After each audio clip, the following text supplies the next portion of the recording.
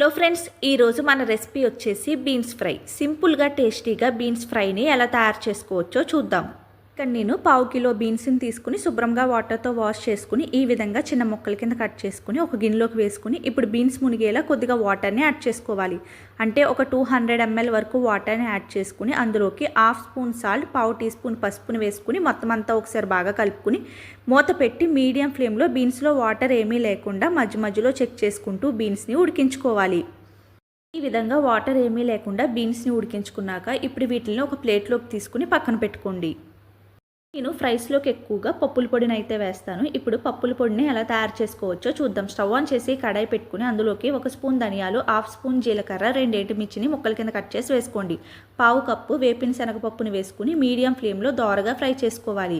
ఈ విధంగా ఫ్రై చేసుకున్నాక ఇప్పుడు ఇందులోకి ఈ సైజులో చిన్న కొబ్బరిని తీసుకుని ముక్కల కింద కట్ చేసుకుని వేసుకోండి. ఇప్పుడు మీడియం ఫ్లేమ్లో 1 నిమిషం ఫ్రై చేసుకుని స్టవ్ ఆఫ్ చేసి పూర్తిగా చల్లారిన తర్వాత మిక్సీ జార్లోకి యాడ్ చేసుకోవాలి. ఇప్పుడు 4 వెల్లుల్లిపాయ రేకల్ని వేసుకుని మూత పెట్టి కోర్స్గా గ్రైండ్ చేసుకోవాలి. ఇప్పుడు ఈ పొడిని పక్కన పెట్టుకోండి.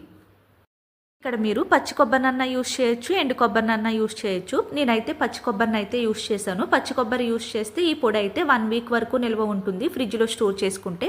అదే ఎండు కొబ్బరిని యూస్ చేస్తే 20 డేస్ నుంచి 1 మంత్ వరకు నిల్వ ఉంటుంది. ఈ పొడి మనకి దొండకాయ ఫ్రై, వంకాయ ఫ్రై ఈ విధంగా ఫ్రైస్లోకి అయితే చాలా టేస్టీగా ఉంటుంది. ఏ ఫ్రైలో అన్నా యూస్ చేసుకోవచ్చు. ఇప్పుడు స్టవ్ ఆన్ చేసి కడాయి పెట్టుకుని 3 టేబుల్ స్పూన్స్ ఆయిల్ వేసుకుని ఆయిల్ హీట్ అయ్యాక తాలింపుని వేసుకోవాలి. ఇప్పుడు ఇందులోకి 1 స్పూన్ పచ్చిశనగపప్పు, 1 స్పూన్ మినపప్పు, హాఫ్ స్పూన్ జీలకర్ర, పావు స్పూన్ ఆవాలు, 1 ఎండుమిర్చిని ముక్కల కింద కట్ చేసి వేసుకోండి. కొద్దిగా కరివేపాకును వేసుకుని తాలింపుని ఫ్రై చేసుకోవాలి. తాలింపుని ఫ్రై చేసుకున్నాక ఇప్పుడు ఇందులోకి ముందుగా ఉడికించి పక్కన పెట్టుకున్న బీన్స్ని వేసుకుని మీడియం ఫ్లేమ్లో మధ్య మధ్యలో గరిటెతో కలుపుకుంటూ ఒక 10 నిమిషాలు ఫ్రై చేసుకోవాలి. సాల్ట్ సరిపోకపోతే కొద్దిగా సాల్ట్ని యాడ్ చేసుకోండి. ఇప్పుడు మనం ముందుగా మిక్సీ పట్టుకున్న పొడిని ఒక 3 స్పూన్స్ వేసుకుని మొత్తం అంతా ఒకసారి బాగా కలుపుకోవాలి.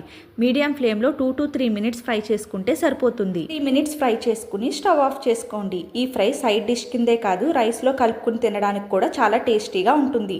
మీకు కానీ ఈ వీడియో నచ్చినట్లయితే ఛానల్ని సబ్స్క్రైబ్ చేసుకోండి, లైక్ చేసి షేర్ చేయండి. Thanks for watching.